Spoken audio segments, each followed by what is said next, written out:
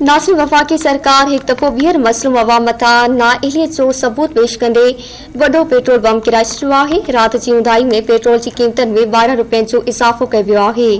शहदाद कोट जे अवाम इमरान खान खां हुकूमत छॾण जो मुतालबो करे छॾियो आहे।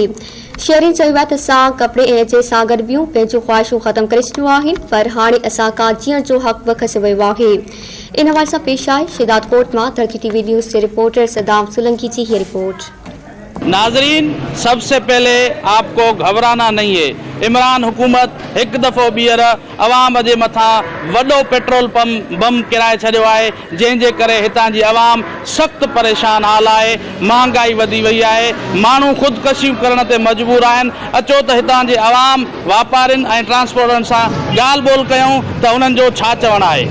मजदूर आहे, गरीब आहे, 500 कमाए थो, उन्हीं के कंहिं महिल रोज़ी आहे, कंहिं महिल न आहे। घर बचण खां जेको 5 रुपया कमायूं खणी थो वञे, सुबुह जो अचे थो कंहिं दुकान वारे वटि, चइबो आहे राति जो तेल हीअं चढ़ी वियो आहे, हीअं चढ़ी वियो आहे। गरीब माण्हू गरीब वञे त काॾे वञे साईं। चोर असांखे उहो भला न, तूं असांजे लाइ भलो न आहे। इमरान खान ख़ुदा जे सदके वञ निकिरी, इहो हुकूमत छॾे ॾे।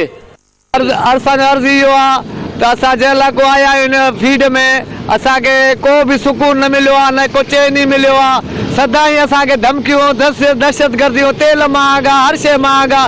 असां ग़रीब माण्हू जो जीवन जंजाल करे छॾियो आहे हुकूमत बाबा। 40 साल टैक्सी हलाए, असां कीअं बचा पालियूं? असांजी रोज़ियूं इहे टैक्सियुनि ते तेल वञनि था, महांगा थींदा, सामान वञनि था, हर शइ महांगी थींदी। इतिजाज कंदड़नि जूं ॻाल्हियूं ॿुधियूं। संदन जो चवणु आहे त हिन हुकूमत असांजो जीअण जंजाल करे छॾियो आहे। ॿियूं ख़्वाहिशूं त अलॻि आहिनि, पर असां पेट पालण लाइ मजबूर आहियूं। मुतालबो कयो आहे एतिजाज कंदड़नि त वफ़ाक़ी हुकूमत तेल घटाए 100 ते करे, त जीअं असां पंहिंजे सुख जो साह खणी सघूं। कैमरामैन अली हसन जावरी सां गॾु सदाम हुसैन सोलंकी, धरती टीवी न्यूज़, शहदाद कोट।